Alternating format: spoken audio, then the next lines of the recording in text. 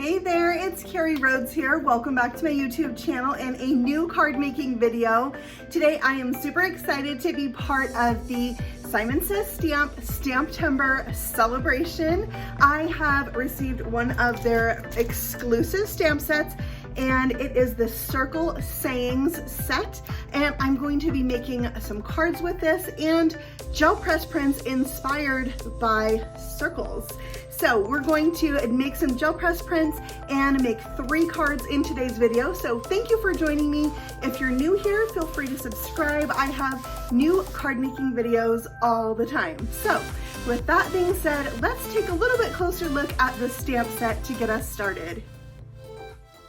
Okay, here is the Circle Sayings. I think that these stamps are really versatile. They're gonna go with a lot of things that I already have in my stash, and I can already think of a bunch of fun ways to use them. Plus, I love they have all the different holidays. So let's start by stamping these out. I'm going to do Merry Christmas first, embossing that with some white embossing powder over clear ink, and then I'll use my heat tool to melt that powder and give it that nice raised up shiny look.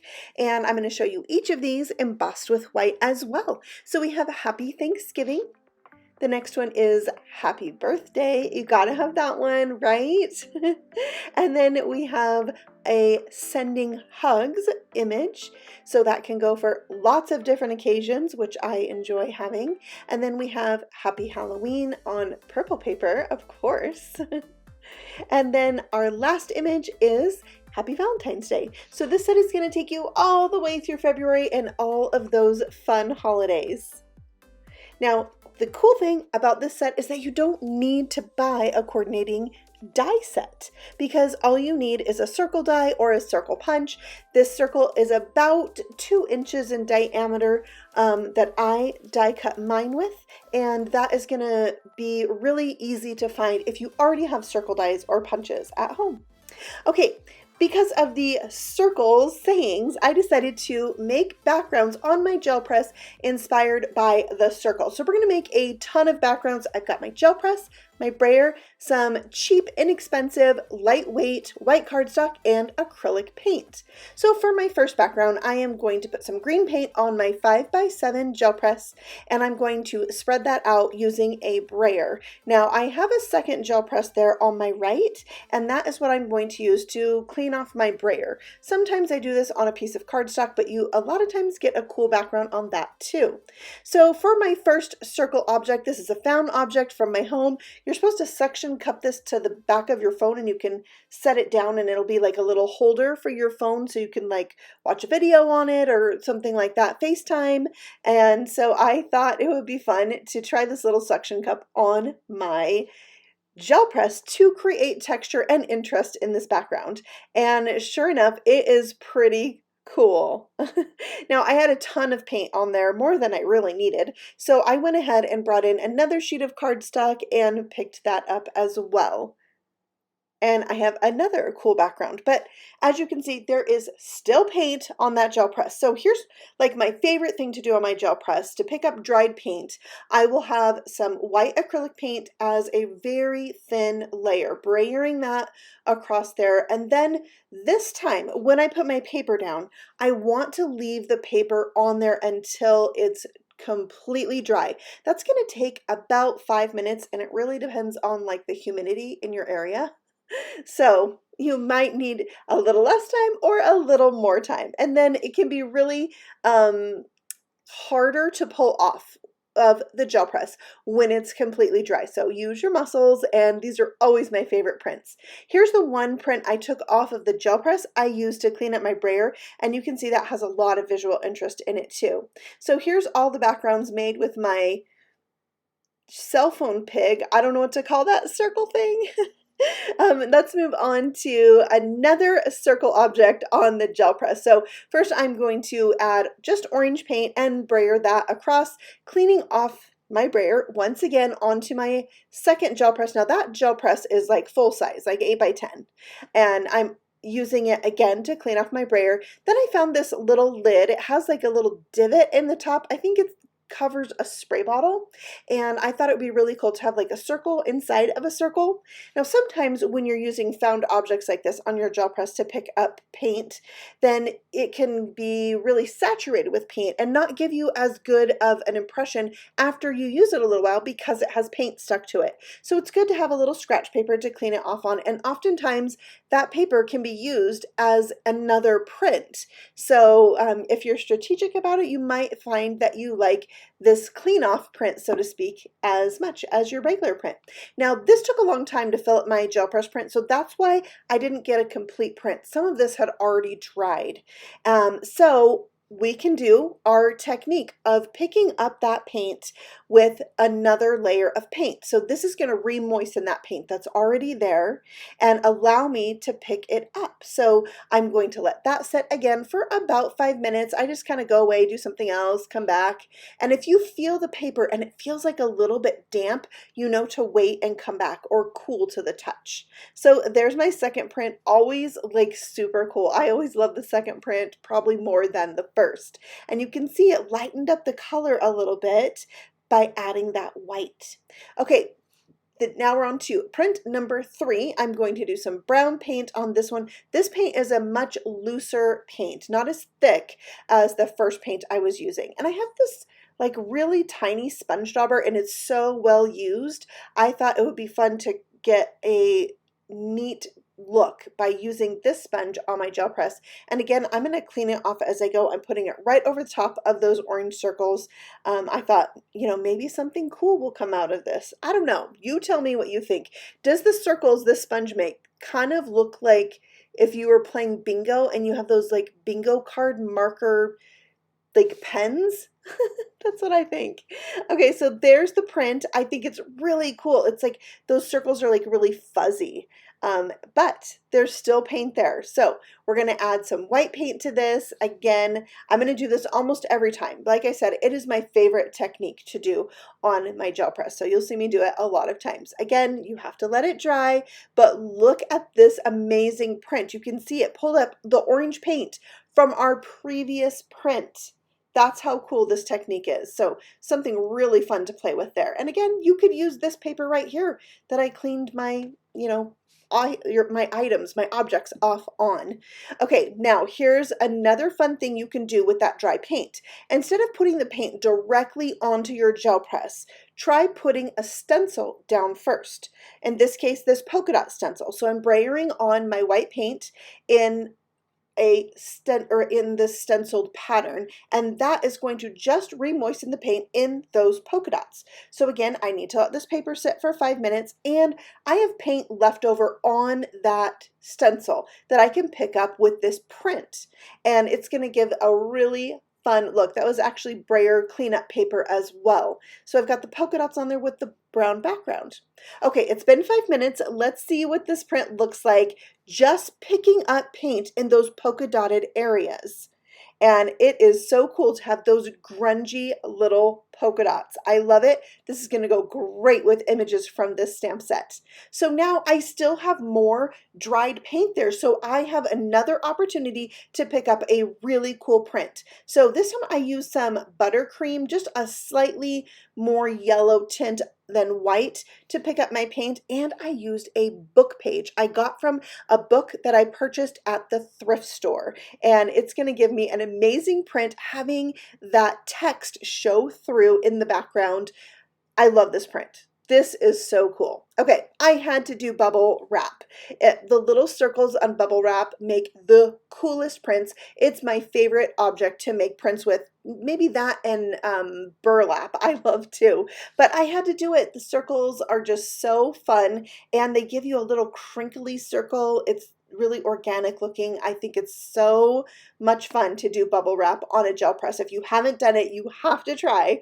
I know you're going to love it. So look at that fun print. I'm definitely using this one in today's cards. I will have way too many prints, more than I can use, just from the prints I make in today's video.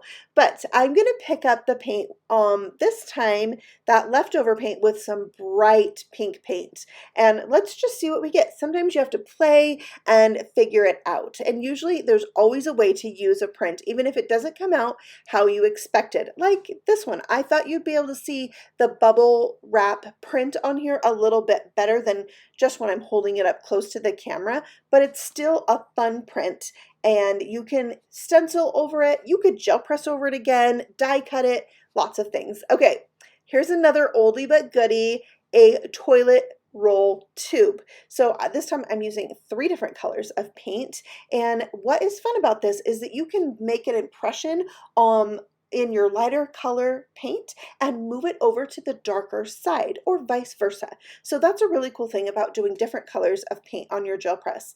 And a toilet roll tube works really well. Plus you can cut it into shapes like or bend it, into shapes like a diamond or even a heart, and make prints with it that way. Plus it's free. Well, not in the beginning, toilet paper is not free, is it? But you know, it's a found object that you can use in your craft room. So here I am pulling off the print with the leftover paint. So this is my second print, and this one's really cool. I am using this in today's cards as well. So there's the 2 prints side by side, and you can just see the softer look of the second one. Now let's do that technique to pick up the dried excess paint with a stencil. This time I'm using a heart stencil. These are just from my stash. You know, pull out whatever stencils you already own and use what you have on your gel press. Now we're going to pick that up, and you're going to see I'm only picking up those hearts because that's the only part I re-moistened of this already dried paint. So they're not perfectly formed. They're a little wonky, and I like that. I did the same thing on my gel press that I used to clean off my brayer, and it's super duper cool. I actually didn't use a plain piece of paper that time. I used a piece of paper that I had rolled paint onto from my brayer. So that's why it has that really cool background with hearts on it. This time I am adding pink paint to pick this up, and it's going to get everything off of that gel press, and that's why the hearts are pink, and then the background is the leftover paint on that gel press. So, oh my goodness, these heart prints are pretty cool. I still have to pick up the last bit of paint off of the smaller gel press, and I'm using a print from my stash to pick it up. So this one just it doesn't have too much going on, and I thought it could be made even cooler by picking up this heart pattern on my little gel press, and I think it's pretty cool. If you like grungy things, like this is for you. If you don't, well, there are ways you can use your gel press prints. You can stencil over them. Die cutting them is one of my favorite things. And once you put this on a card and you start putting your stamped images on it, you're going to kind of be amazed. And gel press prints are one of a kind. Every time, you can never exactly duplicate something. Okay, my favorite of all the techniques is right here, right now. I love to splatter, and splatter droplets are slightly round, right? Most times they are round. So I decided it would be really fun to try and splatter on some paint right onto the gel press. So I put down a layer of lighter paint and then came back with darker paint, watered it down a little bit, and using this scraggly paintbrush to splatter all over the background. And why didn't I try this sooner? Because it's amazing. At least I think so. I would love for you to tell me what you think, but it has this slight texture, kind of like of concrete. I don't know, but oh my goodness, I love it so much. So instead of just putting paint on here to pick up the excess paint, like by brayering it on, I decided to just splatter to my heart's content on this gel press. I wanted to use up that dark blue paint that I had, and I did make a little bit more loose paint with water in the lighter color as well. So I just went to town and then laid that on there, and then I couldn't wait. I had to pick it up right away, and I think it's really cool because you have the splatter, but you have the texture inside of it.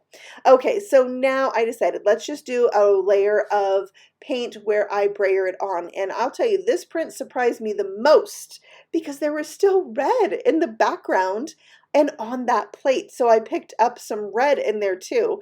And this could be good for something. I'm sure I'll think of something because that's pretty cool right there.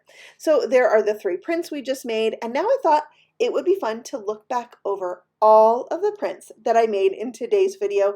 And at the very end, there's 2 bonus prints that you didn't see me make, but were of picking up dried paint. So anyways, I think playing with a theme of circles was really inspiring because I went around my house and searched for things that were circular that I thought would have a fun texture on my gel press, and then pulled out some of my old faves as well. So I had a blast making these, and truth be told, it was really hard to stop making prints, and I have a ton to work with for lots of days to come, really. Here is one I used to pick up the paint off of the stencil, 2 of them, and those are cool prints as well. But those heart ones, oh my goodness, I'm in love with them. So I am going to make 3 cards with these prints coming up next, and then I will have 3 more cards later on in another video for you guys using this same stamp set. And those last 2 prints were the surprise ones. Pretty cool, right? With the red and the turquoise. Okay, card number 1, I'm using the Sending Hugs sentiment and that splattered background. And I'm going to attach this to an A2 size card base. So I trimmed my background down to 4 by 5 1/4. Next, I am mounting my sentiment onto a die cut circle. I have this die set in my stash. It's very decorative, and if you have decorative dies like this, like maybe scallop circles or something, these new circle sayings are going to go really well with those types of things that you probably already own. Like I already owned this particular die set. So I put a little string behind there for some visual interest and texture, and then I'm going to pop the whole thing onto my card. Next, we need some embellishments. So I have this mix called Cove Sea from Heffy Doodle. I thought the colors matched perfectly to the colors I had already picked for my card. So I sprinkled some of those out so I could pick out the perfect ones to go on my card, and just took some time to glue them into place. And I just think embellishment is the thing that puts homemade cards over the top of anything else. So I love adding blings, sequins, embellishments, rhinestones, all of those things. So that completes the card for me. And this one's pretty simple, right? Not too hard to do at all. Okay, I wanted to add a little something extra after I let this card sit for a minute. Like sometimes things come to you. So I went back and I die cut some tiny little hearts, and I'm going to put those just around that saying right there. And I love that they have the same texture as the background. But I wanted them to stand out a little bit more. And whenever I feel like that, I always bring out some glaze. Now, this glaze is just kind of like glossy accents, and it's going to be clear when it's dry and nice and shiny. And I went ahead and filled up the sequins on this card too. Now let's take a look at what they look like when dry. It just makes this really nice shiny sequins. Those hearts are standing out a little bit. It was the perfect little additional touch. And why not put an additional touch on the inside of the card with a scrap of that gel press print right there at the bottom? What a fun card. I love that splatter, and these sentiments have like the coolest scripty handwriting. I think they're really fun, very trendy, and I love that circle around them. So you know what it's supposed to be, a circle shape. Okay, let's do card number 2, a Valentine's card. I'm going to use 2 prints this time. Of course, that bubble wrap print is going to be the star of the show. I'm cutting it out with an A7 die set, so I can put this onto an A7 card, which is 5 inches by 7 inches, a really fun, nice, big size. And then I cut out a heart from that other gel press print, and I now am going to lay things out where I want them to be, just kind of eyeball it so I can figure out where I am going to die cut a window into this layer. But that window is going to overlap my big heart, so I need to lay that down, figure out where it goes, and then glue it into place. So with this little window, I am going to make a little shaker window on the top of this card. And I am so excited because something already in my stash, these circle windows from My Favorite Things, fit these circle sayings perfectly. So I'm going to temporarily adhere this panel to my A7 card base, and then I can take the circle saying and glue that down to the card base itself. And because I use temporary adhesive, it's really easy for me to remove that cover piece, that card background, I guess, and then add my little circle to that. I use some tape runner adhesive around the edge and also liquid glue so it really hold tight to my card. I added some clay hearts for my shaker bits, and then I can just really slowly and very patiently lay this down so it lines up with that circle saying, and then I have a cute fun shaker on the front of my card. But I'm not done. We got to add a lot more things to this card, some hearts. I am die cutting from some mirror gold cardstock, and once I had the gold out, I was like, I gotta splatter it. I gotta add some gold splatter. I mean, I already warned you that I love splatter, so I did that with my metallic watercolors, and I just love how it turned out. So this larger heart I am popping up on my card. By the way, that die set that I just showed, mini male slimline set, is from Heffy Doodle, and that's where that bigger heart came from. So next I am going to do a sentiment from that set, and I die cut it from both a gel press print and gold cardstock, and it says "Mwah." Isn't that fun? I love it. So it has that little gold shadow in the background, which adds a lot of visual interest to it. Next, I could not stop. I decided to add some letters that spell XO, but this time I die cut it from some brushed gold cardstock. So I've got brushed gold letters layered on top of my mirror gold heart. And then I was very pleased with how this turned out. That heart was just so big, it needed something on it, but this is subtle, right? So we've got our XOXO, Happy Valentine's Day, and mwah. And I think it's the perfect sentiment there. That mwah adds to it, right? Okay, for the finale on this card, I had to add some more glaze because glaze on top of a gel press print just really looks cool. And so I knew I wanted to add it to those letters and really have them pop off this card and shine. So there's card number 2. We have one more card to do for today's video, and then I will have another video with 3 more cards because I have 3 more circle sentiments I haven't shown you. So for this one, we're doing Happy Thanksgiving, and I'm pulling out that book page, and I really liked the grungy green on the side that was left over from a previous print on my gel press, so I wanted to include that. I'm making another 5x7 card, so I use those dies, and then I am bringing in some foliage dies and die cutting them from that print made with the sponge dauber, and look at the variation of color it gives these leaves. I think it's so cool. Plus you could use this piece to make a background with the leaves cut out of it. So I wanted to make this a little bit more sturdy because a book page is really flimsy. So I just grabbed another piece of lightweight cardstock, cut it a hair smaller than my card front panel, and glued those two together to make it more sturdy.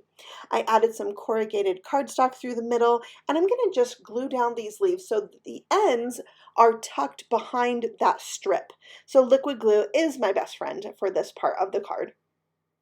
And they're just going to add some, that fall touch that this background needs, really. Now it's time to trim off the ends of the corrugated paper, so that's easy to do. I like to flip it over and just cut it flush with the edge of my panel, and then that is going to be the perfect fit versus trying to cut it on your paper cutter and make sure that it's the exact size. I prefer trimming the excess off. All right, I want to mount my sentiment onto another circle, so I cut a circle with my dies that's a little bit bigger, but I used a gel press print that actually was from cleaning off my brayer, and it has a nice texture to it, just peeking out from behind that sentiment, and I think it looks really cool. So I'm mounting this to kind of a rusty orange colored cardstock base, and then it's time for some half back pearls in some dark green color just to help accentuate the green in that background that's just slightly there. I love doing that, just helps bring the green out of the background, and really truly love that print.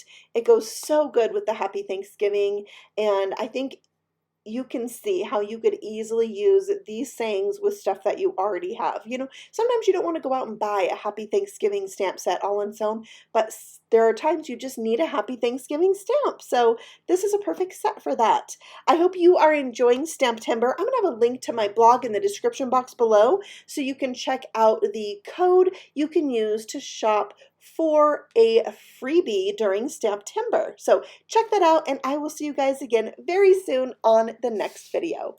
Happy stamping! Bye!